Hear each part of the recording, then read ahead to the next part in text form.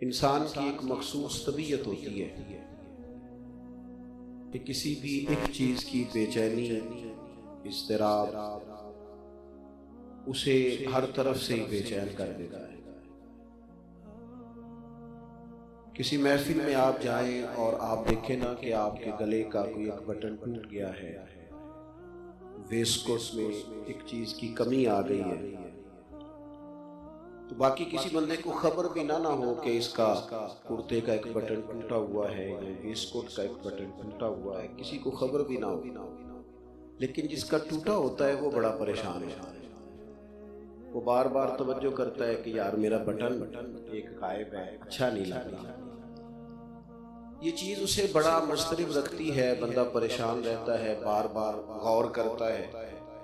وہ جب تک اپنے آپ کو پورا مکمل محسوس نہیں نہ کرتا، حالانکہ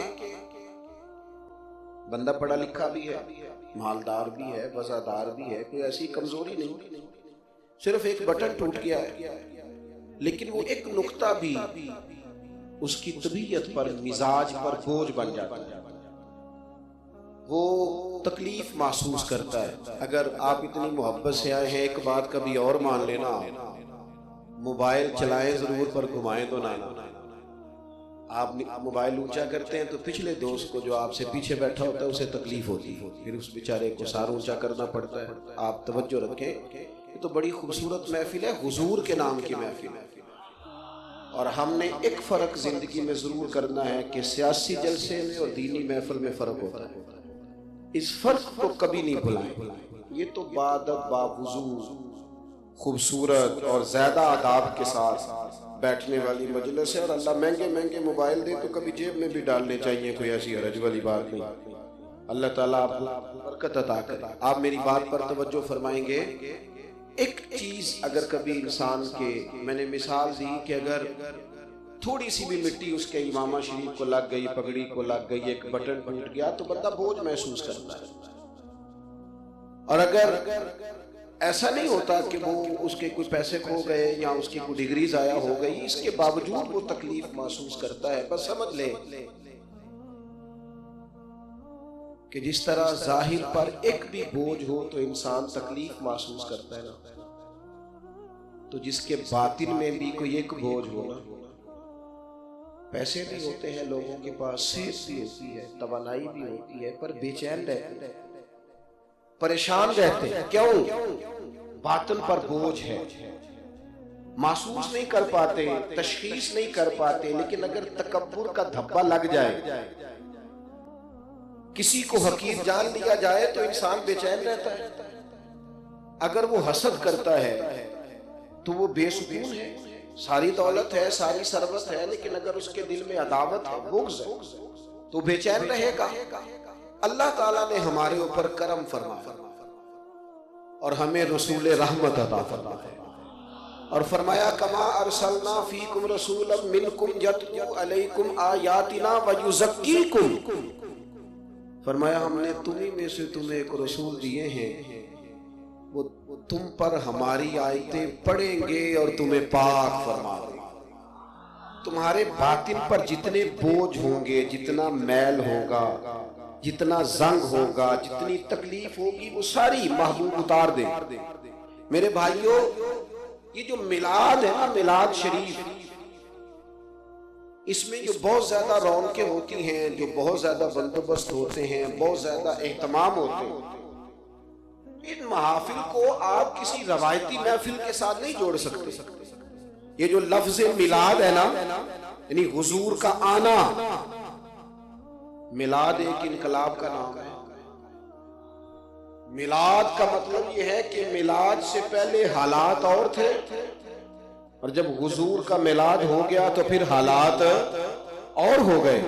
میلاد سے پہلے کی دنیا اور تھی، اور میلاد ہوا تو پھر دنیا بدل گئی، حالات بدل گئے، افکار بدل گئے، سوچیں بدل گئی، نظریات بدل گئے۔ میلاد سے پہلے لوگوں نے اپنے باطن پر بوجھ بنا لیے تھے، ذات پات کا جھگڑا تھا، الجھاؤ تھا۔ یہ میرے ساتھ کیسے بیٹھ سکتا ہے، سوال ہی نہیں پیدا ہوتا، یہ تو چھوٹی برادری کا ہے۔ اس شخص کی حیثیت کیا ہے؟ یہ میرے قریب آ جائے. یہ میلاد سے پہلے کی بات تھی. یہ رنگ تھا دنیا کا. کچھ لوگ بیچارے ساری صحت کے باوجود، توانائی کے باوجود اپنے آپ کو کمزور سمجھتے تھے. ان کے گھر سے، ان کے قبیلے سے انہیں یہ پیغام دیا جاتا تھا کہ تم ایک ایسی برادری سے منسلک ہو کہ تم بڑے ہو ہی نہیں سکتے، تم کسی بڑی جگہ پہ بیٹھ ہی نہیں سکتے. لوگوں میں پیدائشی احساس کمزوری تھا. ہم غلام ابن غلام ہیں. کمزوریاں تھیں، آزمائشیں تھیں، پریشانیاں تھیں. پھر حضور کا میلاد، پھر نبی پاک نے قرآن پڑھا، پھر تزکیہ باطن ہوا، پھر پیغام آیا کہ کوئی عربی اجمی سے افضل نہیں، کوئی اجمی عربی سے افضل نہیں، کوئی گورا کالے سے، کوئی کالا گورے سے. ان اکرمکم عند اللہ اتقاکم. بس رب کی نظر میں اس کی عزت زیادہ ہے جو متقی زیادہ ہے. یار یہ تھوڑا سا 2 منٹ کے لیے سوچنا. آج بھی جو جس کا ملازم ہوتا ہے نا، اگر اس کے دماغ میں یہ بات ہے نا کہ میں کسی بھی وجہ سے اس سے افضل ہوں، وہ تقسیم کار اپنی جگہ پہ ہے کہ ایک قائد ہے، ایک کارکن ہے، ایک سربراہ ہے، ایک اس کی، یہ تقسیم اپنی جگہ. لیکن اگر کسی کے گمان میں یہ آئے نا کہ میں شاید کسی مخصوص گروہ، قبیلے، رنگ، نسل کی وجہ سے کسی سے افضل ہوں، تو پھر اس نے صحیح کر کے میلاد نہیں بنایا. پھر اس نے مقصد میلاد کو سمجھا نہیں. میلاد بنا کر جو ذمہ داری اس پر عائد ہوتی تھی، وہ ذمہ داری اس نے سمجھی نہیں. ایک دور وہ تھا کہ کالے حبشی غلام کے پیر نیچے رکھ کے اس کے اوپر چارپائی رکھ کے لوگ بیٹھے رہتے تھے.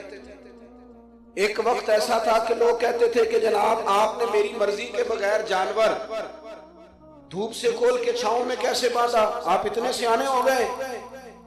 ایک وقت وہ تھا کہ لوگوں کا لہجہ ہی اور تھا. اور پھر حضور کا میلاد، ایک انقلاب آیا. نہ تو سیدنا بلال حبشی نے کوئی ڈگری لے لی تھی، نہ بظاہر کوئی بہت زیادہ دولت ان کے پاس آ گئی تھی. بلال وہی تھے، لیکن اب چونکہ انقلاب آ گیا، اب 24 لاکھ مربع میل کے حکمران، اور جن کی زیرت، جن کی سمجھداری، جن کی معاملہ فہمی، جن کو اللہ تعالیٰ نے یہ طاقت عطا فرمائی کہ ان کے فیصلوں کو صحیح رستہ رب کریم نے عطا فرمایا، اور جن کی کہی ہوئی باتوں سے اور کیے ہوئے فیصلوں سے انقلاب آیا، وہ حضرت عمر فاروق، جن کا نام لینے سے کیسر و کسرا اپنے گھروں کانپ جاتے ہیں. وہ حضرت عمر فاروق جو کسی کو خاطر میں نہیں لاتے. اور اب میلاد ہو گیا ہے نا، اب حضرت بلال آئے ہیں تو جناب فاروق اعظم اٹھ کے کھڑے ہوئے ہیں، جو کسی دنیا دار کو کچھ نہیں سمجھتے، لیکن ایک حبشی غلام کے لیے اٹھ کے کھڑے ہوئے تو حضرت بلال کی آنکھوں میں آنسو آئے. حضور یہ آپ کیا کر رہے ہیں؟ میں تو غلام ہوں. تو حضرت بلال کے حضرت عمر کہنے لگے نہ کر یار، وہ تو پچھلی بات تھی، وہ تو گویا میلاد سے پہلے کی بات تھی. اب تو غلام نہیں ہے، اب تو ہم سب کا سردار ہو گیا ہے. اب تو سرداری ہے تیرے پاس، اب تو امت کی پیشوائی ہے تیرے پاس. اب تو لوگ وفا آپ سے سیکھتے، درد آپ سے سیکھتے ہیں، عشق آپ سے سیکھتے ہیں. اب تو بڑے بڑے آزاد پھرنے والے کہتے ہیں کاش سیدنا بلال جیسی غلامی نصیب ہو. اب تو میرے بھائی آپ کی مزاج میں اگر ابھی بھی وہ تفریق ہے جو میلاد سے پہلے لوگوں کا ذہن تھا، ابھی بھی آپ اس کمزوری کا شکار ہیں، تو پھر ایک بات اچھی طرح اپنے ذہن میں بٹھا لیں کہ آپ نے مقصد میلاد کو سمجھا. اور ایک اور بات، زیادہ وہ شخص برائی نہیں کرتا جو اپنی برادری کو بڑا سمجھتا ہے، زیادہ زیادتی وہ کرتا ہے جو اپنی برادری کو چھوٹا سمجھتا ہے. زیادہ ظلم، مجھے ایک بات بتاؤ، ہم جس قبیلے میں پیدا ہوئے ہیں وہ ہماری چاہت ہے کہ ہمارے رب کی مرضی ہے؟ تو جو والد، جو دادا، جو نانا، جو چاچا، جو ماموں اللہ نے میرے لیے پسند کی ہے، مجھے بھی تو پسند ہونے چاہیے نا. یہ تو خالص منشا الہی ہے. اپنے آپ کو کمزور سمجھنا، اپنے آپ کو چھوٹا سمجھنا، اپنے آپ کو بلا وجہ احساس کمزوری کا شکار کرنا، یہ بھی تو کوئی اعلیٰ بات نہیں. تو میلاد سے پہلے کی بات تھی، جب کوئی بات نہیں کرنے دیتا تھا، بیچ دیتا تھا. لوگ گفتگو نہیں کرنے دیتے تھے، پھر دور بدل گیا، پھر تو اجازت تھی حضرت ابو ذر غفاری کو، پھر تو اجازت تھی حضرت ابو ایوب انصاری کو کہ وہ سیدنا فاروق اعظم کو بھی کھڑا کر کے پوچھ لیتے تھے کہ یہ آپ نے ڈبل کرتا کیسے سلوا لیا، یہ آپ نے کیسے کہا؟ اپنے اندر وہ خودداری پیدا کرے، اپنے مزاج میں وہ قوت پیدا کرے۔ غریب ہونا کوئی جرم نہیں، لیکن اپنی غریبی کو مظلومیت بنا لینا، اپنی غربت کو اپنی کمزوری بنا لینا۔ غریبوں، ہم تو اتنے خوش قسمت لوگ ہیں کہ رسول پاک نے اللہ سے فقر مانگ کے لیا ہے۔ حضور کسی فقر پر مجبور نہیں، لیکن محبوب نے دعا مانگی۔ اللہ کے محبوب علیہ السلام اللہ کی بارگاہ میں عرض کرتے ہیں، اللہ ایک دن کھانا دینا اور ایک وقت کا فاقہ دینا، اور میں چاہتا ہوں جب تو کھانا دے تو میں تیرا شکر ادا کروں، اور جب تو فاقہ دے تو پھر میں تیری بارگاہ میں التجا کروں۔ اپنے مزاج میں کمزوری نہ لائیں، مقصد میلاد کو سمجھیں۔ وہ کوئی اور وقت تھا جب بیٹیوں کی عزت نہیں تھی، کوئی اور وقت تھا جب گھر کی خاتون کا کوئی اکرام نہیں تھا، کوئی اور دور تھا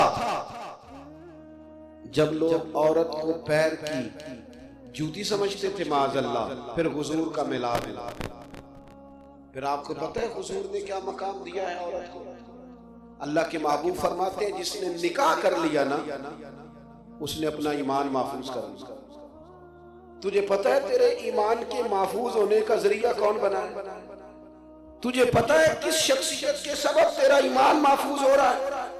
اتنا بڑا درجہ خاتون کو، اتنا بڑا مقام، اور بھی بڑی چیزیں ہیں، اور بھی بڑی احادیث ہے، بات ہو سکتی ہے، لیکن یہ ایک روایت میں تو سوچ میں پڑ جاتا ہوں۔ حضور نے فرمایا جس نے نکاح کر لیا اس نے اپنے ایمان کو محفوظ کر لی، خاتون خانہ کو اتنا بڑا مقام دیا۔ اور ایک روایت تو بڑی دل کو ٹھنڈا کرتی، اللہ کرے آپ کی زیادہ توجہ میری بات پہ رہے۔ ایک دن سیدہ عائشہ صدیقہ رضی اللہ تعالیٰ عنہ فرماتی ہیں، قریب مجھ سے فرمانے لگے، عائشہ ایک بات کروں آپ سے؟ میں نے عرض کی حضور میرے ماں باپ قربان ہو، ضرور کریں۔ تو حضور فرمانے لگے، عائشہ جب آپ مجھ سے راضی ہوتی ہیں پھر بھی مجھے پتہ چل جاتا ہے، اور جب دل میں کوئی بات ہوتی ہے پھر بھی مجھے پتہ چل جاتا ہے۔ تو جناب عائشہ صدیقہ رضی اللہ تعالیٰ عنہ کہتی میری ساری توجہ حضور کی جانب ہو، اور میں بڑے شوق سے، بڑے کیف سے عرض کرنے لگی، حضور مجھے میری ماں روئے، میں اور آپ سے ناراض۔ تو حضور فرمانے لگے پھر بتاؤں میں؟ یا رسول اللہ فرمائیے۔ تو حضور فرمانے لگے، عائشہ آپ کبھی کبھی قسم اٹھاتی ہیں، آپ کا مزاج ہے، آپ کبھی کبھی قسم اٹھاتی ہیں۔ یا رسول اللہ اٹھاتی ہوں؟ فرمایا جب ہوتی ہو نا راضی تو پھر کہتی ہو مجھے محمد مصطفیٰ کے رب کی قسم صلی اللہ تعالی علیہ وسلم، پھر کہتی ہو مجھے رب محمد کی قسم۔ اور فرمایا عائشہ جب آپ کے دل میں کوئی بات ہوتی ہے تو پھر آپ کہتی ہیں مجھے حضرت ابراہیم خلیل کے رب کی قسم، پھر وہ میرا نام آپ قسم میں نہیں لیتی۔ جناب عائشہ صدیقہ فرماتی ہیں لوگوں میں تمہیں بتا نہیں سکتی میرے دل کی کیفیت کیا ہے۔ کہاں عرب کا وہ معاشرہ جہاں خاتون کے لیے کوئی گنجائش نہیں، کوئی جگہ نہیں، بیچا اور خریدا جا رہا ہے، اور کہاں یہ ماحول کے محبوب لفظوں سے بیان کر رہے کہ آپ کیا سوچتی ہیں، کیا آپ کے دل میں ہے۔ حضرت عائشہ صدیقہ کہتی ہے میں رو پڑی، اور میں نے رو کے عرض کیا یا رسول اللہ مجھے رب محمد کی قسم ہو، میرے لبوں سے آپ کا نام ہی جاتا ہے، میرے دل میں آپ ہر وقت موجود رہتے ہیں۔ حضور صرف نام جاتا ہے۔ میرے عزیز جب تک آپ اس دیکھو نا، ہم ڈانٹ کے ایک سائیڈ پہ ہو جاتے ہیں گھر والوں کو۔